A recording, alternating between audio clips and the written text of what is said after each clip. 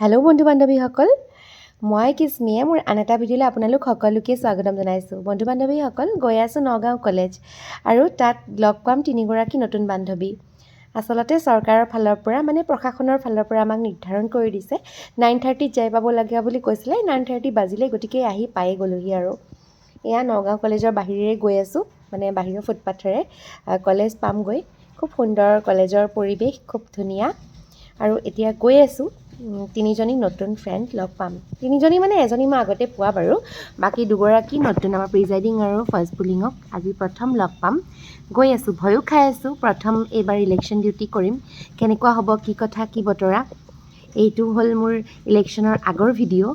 মই ভিডিঅ' কৰি থৈছিলোঁ, কিন্তু কিছুমান বিষয় আছে যিবোৰ আমি পাব্লিক কৰিব নোৱাৰোঁ। আমাক মানা কৰি থোৱা আছিলে যে এইবোৰ বস্তু শ্বেয়াৰ কৰিব নোৱাৰিব আপোনালোকে। চ' ভিডিঅ'টো এতিয়া আপলোড কৰিব ওলাইছোঁ।